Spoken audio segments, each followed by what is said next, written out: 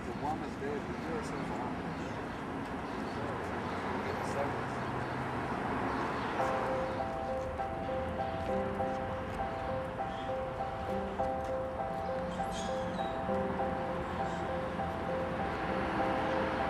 What year was it? 1968.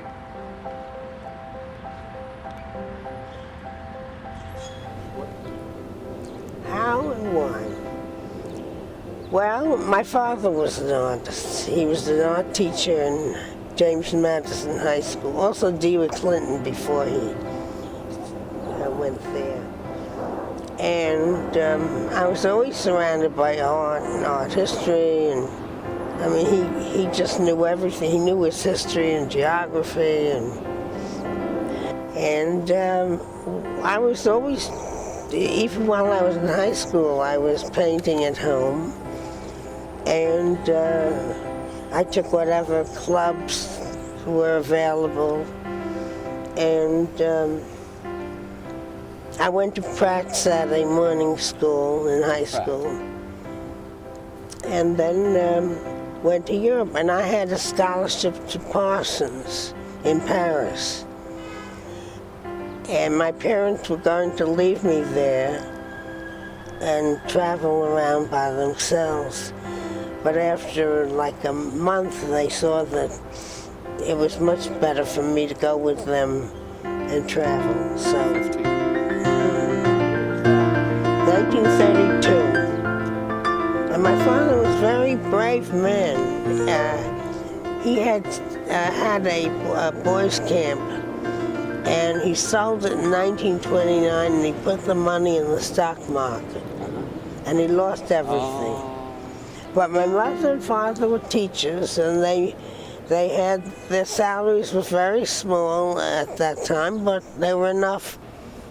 And then my parents took my brother and me to Europe, and when we graduated from high school.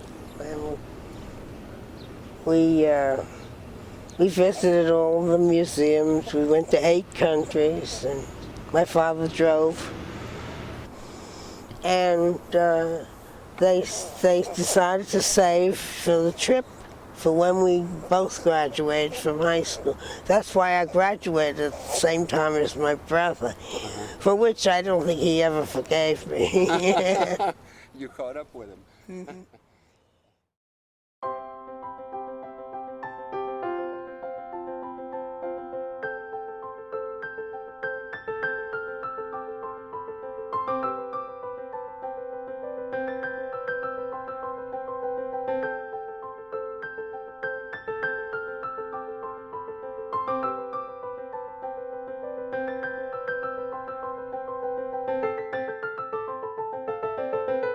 But you know, when we were in Pratt, we used to stretch our watercolor paper. Yes, yes. And by the time you got to put one stroke on it, you were kind of scared you'd spoil the paper. It's too perfect. Yeah.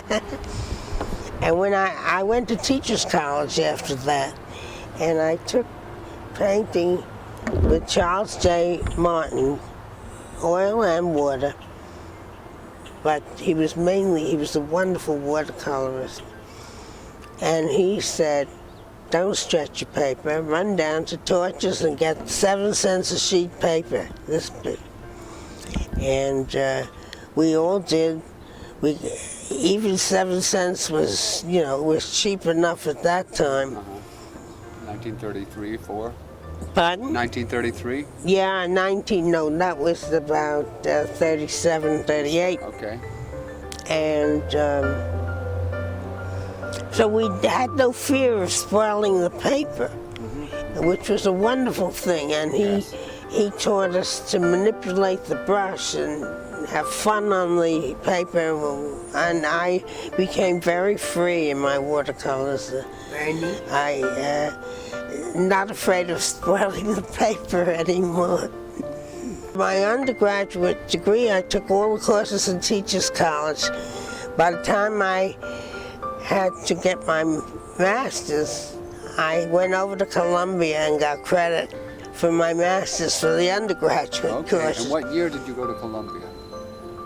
37, 38. Oh, well, one thing I have to tell you.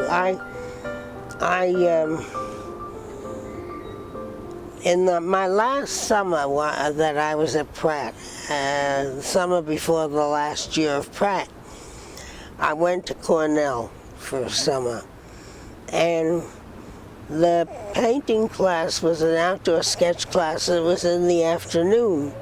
So I had to take something in the morning. So I took sculpture. And I got hooked.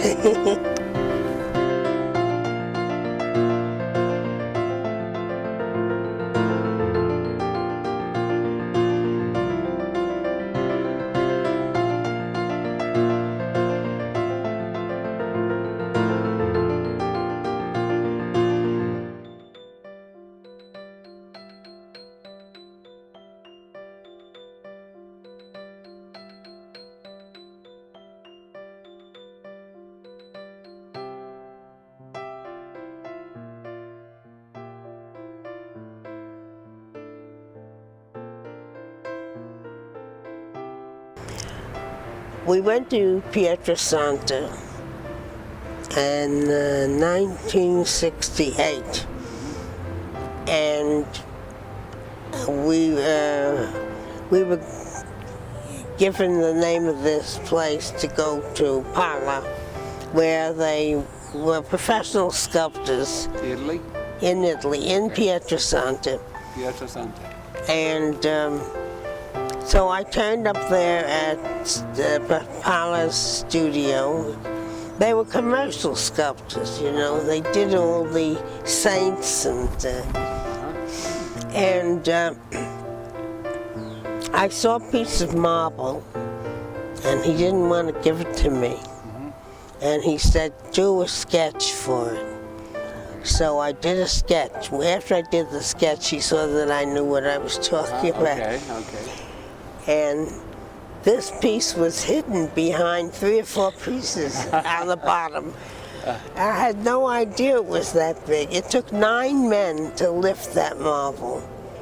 And that's why he didn't want to give it to me, I guess. And but it cost something like $30. You know, it was ridiculous.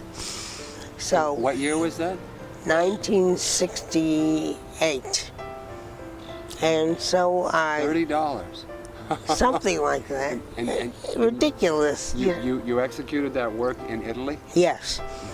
And when I started, I had only worked, maybe 2 feet by 1 feet or something like that. I'd never worked that big. And I found I was getting absolutely nowhere with it. And so Professor Pala came over to me. He said, I think you need help. I said, I think I need help. And he gave me a man to block out the sculpture. And he taught me how to use the air hammer. And so I did the rest of it all myself. And I think he was very proud of me that I did that by myself. Except the polishing. When it came to the polishing, I didn't want to waste time on that. I had to get started on another piece, so I let the men polish it.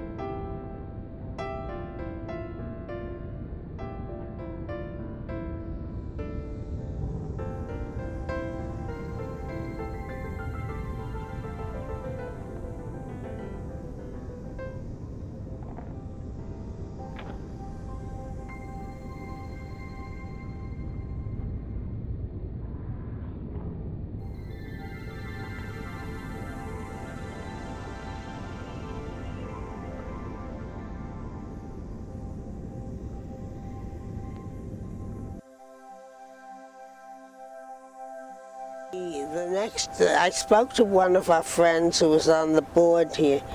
He said, why don't you give it to the Amalgamated?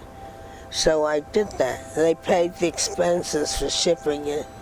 And by the way, it cost like $99 to ship it from Italy, and $100 and something to ship from Brooklyn to the Bronx. That's a New York story.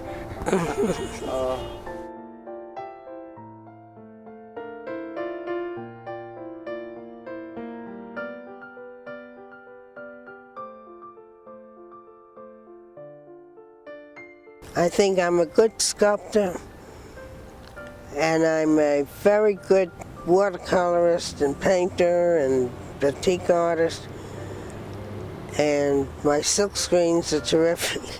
Uh-huh. I saw them. And I don't know. I don't know why. Well, we've been passed over because we're not flamboyant enough, I guess. But I think, and I can draw better than anyone I know. Does that matter to you that you were passed over? Not anymore, no. We've had a very good life, and we've had a very good, we've exhibited a lot, and we've exhibited in different fields, and I think it doesn't matter. We have relationships with people that have gone on for years, and that's important.